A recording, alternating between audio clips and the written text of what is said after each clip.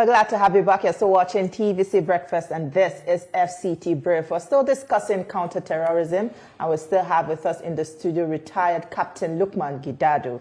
Thank you for staying with us still. Well, before we went on the break, you mentioned that security is local.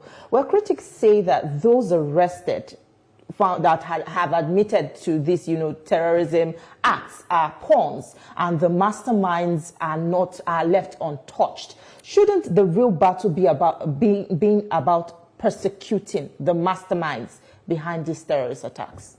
Okay, before we went on the short break, you were asking me that what are the strategies to be put in place towards sustaining this momentum. Yeah. So I was coming to that. Judicial reform is a necessity. There should be a reform whereby terrorists and criminals, there should be speedy prosecution of them. The era of romancing terrorists has passed. When you are found wanting, there should be speedy judicial process. You should be prosecuted without further hesitation. So unnecessary judicial delay should be curbed. If this is done, it will go a long way towards serving as deterrence to other groups. Immediately you are caught, you are apprehended, prosecution should be strengthened. It should be a speedier process. So delay, for me, is not good when it comes to issue of national security. So we need a judicial reform that will ensure that a criminal or a terrorist who has been caught by the security agencies is prosecuted without further hesitation. Okay. I asked the question, shouldn't the masterminds also be found, be named and also prosecuted? Who are the masterminds? These two... The sponsors. The sponsors. Who are the sponsors? I strongly believe that with the arrest of these two leaders of the Ansaru groups, the Office of the National Security Agency, National Security Advisor, is doing everything humanly possible towards getting their sponsors. So you're saying that these people remain faceless. We've seen several times where, some of these community members, even high prominent people say, we know them, we know where they are. So if you have this information and you are saying that, okay, these people remain faceless, how do we now, juxtapose the two? And also, how do we expect to win the war if we're dealing with a faceless enemy? First and foremost, let me quickly correct an assertion. They are not faceless. Okay. In the coming days, in the coming weeks, in the coming days, you are going to see more outcome of what these arrests will bring about. And like I said, security issues are dynamics that you cannot make open. It's not something that the general public will have information about. But I am telling you that in the coming days, see what this arrest will lead to. Okay, in the coming days, what the arrest will look, the outcome of the arrest. But we had a history where a government official came out and said they know the sponsors of all these acts. Now, when a top-ranking government official makes such a statement, they know. And like she asked the other time, why is it that prosecution is not there? Don't you think if we have these names, like the people you arrested, the phones were seized, other gadgets were seized, so intel from those can lead to those stuff. Why is it difficult to have that political will to follow after this such arrest, to go after the sponsors and really prosecute, just like the names they said they had that time? Okay, I would like to ask, who are these so-called government officials saying they know the sponsors, they know the financiers? Is it coming from the appropriate authority? Is it coming from the Office of the National Security Advisor? Not this government, the minister in the previous government said But so. we are in a different government. So let us give this government the opportunity to do the needful. We shouldn't be going back to say, okay, people in the are they in this government? The answer is no. So whatever we are talking about should be about current realities. When something is coming from the Office of the National Security Advisor under the strategic leadership of Malam Nuhu Ribadu, then we can take it more seriously. When it's coming from the Chief of Defense Staff, we can take it more seriously. So let us allow this government. We are already seeing results, either we like it or not. So let us give them the time, like I said, that you are going to see the outcome of what this arrest will bring about in the coming days. And I strongly believe that the security agencies are leaving no stone unturned. You will hear positive outcome. I strongly believe that. So let's leave what has passed. Let's leave the previous administration. Let us hear from the appropriate agency, appropriate person, appropriate people in charge in this current government, let us hear that they say they know the people in charge. And I'm very sure the prosecution will take place. So let us give them time. Let us strongly believe in them. Let's support them. The era of discrediting our security agencies should be a bygone. These are people that are sacrificing a lot towards sustaining the territorial integrity of the Nigerian state.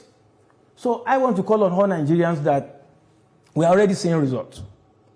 I want to be a bit biased. I'm from Kwara. I'm happy that my people from Kwara will be happy with this. And I have a strong affiliation with Niger State. So these are people that have been masterminding series of attacks, particularly in the northern part of Kwara State. So with this arrest, I am happy. The Kwarans will be happy. So I strongly believe that this is the beginning. There will be further positive outcomes in the coming days. So let us believe that. Let us support them. Like I said, security dynamics are not issues that can be thrown in the open, but let us wait for the outcome. There are a lot of concerted effort by all security agencies towards curbing all forms of terrorist acts in Nigeria. Thank you. Well, oftentimes, after these arrests are being made, we see terrorists in Nigeria are often being granted amnesty and not punishment. So doesn't this compromise the justice system and embolden new recruits for this kind of terrorist attacks if they just, all they get is just a slap on the wrist? Like I said earlier, judicial reform is a necessity towards curbing terrorism. When Mr. Hay, as a terrorist, was apprehended, and other people that have the potential of getting involved in terrorism, see how he has been treated. For instance, unnecessary delay in terms of court proceeding. But when there's a speedy process in terms of prosecuting them, it will go a long way towards serving as deterrence towards other terrorist groups. Now, you are talking about the aspect of amnesty. There are procedures to this. Amnesty is not something that somebody will just wake up and grant terrorist groups. I have seen that happen. I am sure that they must have met the criteria that have been set by the government. So what is that criteria? Granting someone that has, displaced many, killed many, what kind of justification could there be that you would release these people with just, Like I said, I am not a supporter of granting amnesty to any criminal group, any terrorist group. These are people that have turned families, throw them into sorrow. They've killed security agents, they've killed our soldiers, they've killed the police. They should be made to face the full wrath of the law. I don't know if I'm communicating. So I am not a supporter of that. I have colleagues who have been amputated. I have colleagues who, in the course of combat, they have injuries, lifelong injuries. People have been killed. So when these so-called people are arrested, the idea of amnesty, I'm not a supporter of it. They should be prosecuted. They should be made to face the full wrath of the law. Okay, what if it is not amnesty, it is de-radicalization, as is currently as it's been said, de-radicalizing the terrorists? Who are you de-radicalizing?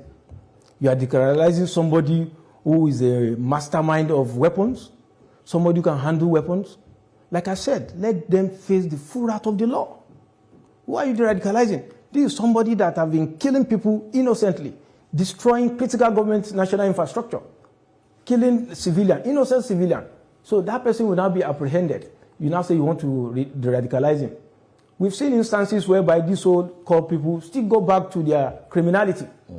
So I am calling on all critical stakeholders that they should be made to face the full wrath of the law. You have been apprehended, and all data available are proving that you have been involved in terrorism. Face the full wrath of the law. The era of romancing terrorist criminal element should be discarded. Let them face the full wrath of the law. Those that need to be killed, they should be killed. Because they've killed people. They've killed innocent civilians. They've killed security agencies. So like I said, I am a strong protagonist of the fact that no form of terrorists or criminals should be granted any form of amnesty. Because I strongly believe that it will go a long way towards bringing about a more sane and safer society.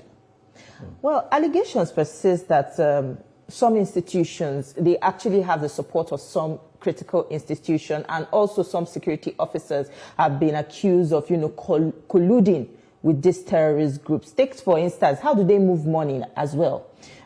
We still see this terrorist group freely move money and through financial institutions. So shouldn't we also be digging deep into how this money is moved in banks, and yet they are not traced, they are not, no one is being persecuted? Shouldn't we be asking this kind of questions? Like I said earlier, the arrest of these two terrorist leaders will unravel a lot of things. You will see prosecution taking place. Efforts, I strongly believe that efforts are ongoing to unravel who are the financiers. What is the supply chain in terms of logistics and weaponry? Don't forget the fact that this transcends beyond Nigerian borders. They have strong affiliation with Al-Qaeda. They operate within the shores of Mali, Niger, and Burkina Faso. And this will further catalyze the activities of multinational joint task force. So it's a significant milestone, like I said earlier, and it will further give our security operatives, to galvanize them to do more. Now, talking about how to galvanize security operatives, what kind of morale booster do you think men on the field would need at this period where the tempo, the morale is high because of this arrest? How can they be further motivated on the battlefield? Okay. First and foremost, this significant milestone is indeed a morale booster. So I will call on all the stakeholders to continue strengthening our security agents, boost their morale in terms of providing them the combat enablers to continue to do more, to continue to go after the terrorists. You will agree with me that the era of our security forces, the military, the police, sitting down in their defensive area has passed. They go all out is more of offensive operation, and it's yielding positive results. So when all combat enablers are provided for them, they will do more. Believe me, the Nigerian state is blessed with highly dedicated and committed security agencies. We have patriotic soldiers, police, but just make sure that they are provided with the combat enablers that will allow them to go after these criminals and the terrorists, and you see more results. Provide them with the resources, you see more results. Nigeria's cooperation with Chad and Niger against extremists has stalled. Can't regional alliances be revived so that, we don't risk these isolated victories and, it's an all-encompassing victory? I said earlier that this has a strong tendency of catalyzing more robust activities under the framework of ECOWAS security initiatives and indeed multinational joint task force. So anybody telling you that our relationship has stalled doesn't know what he or she is saying. There is strong collaboration and they are working together towards achieving a common goal. What is the goal? Towards ensuring the security of lives and properties within the Sahel region. So none of our relationship is strained. There is strong collaboration, there is strong coordination, and like I said, as Nigeria has achieved this significant milestone, I strongly believe that other states such as Niger and Burkina Faso should also strengthen their capacity in ensuring that all these hideouts are curbed. They should be combed across the Sahel region. It should not be something that only the Nigerian state should be doing. And like I said, I strongly believe that there is enough coordination. We have ECOWAS security initiatives. We have the multinational joint task force all working together towards achieving a lasting peace within the Sahel region. All right, we must say thank you so much for your time with us on the program. Retired Captain Lukman Gidado, it's a pleasure speaking with you this morning. Thank you very much. Thank you. My pleasure. That's where we'll leave the conversation this morning. We'll now hand you over to Lagos, where Ibrahim and the rest of the team are standing by to continue with the rest of the show.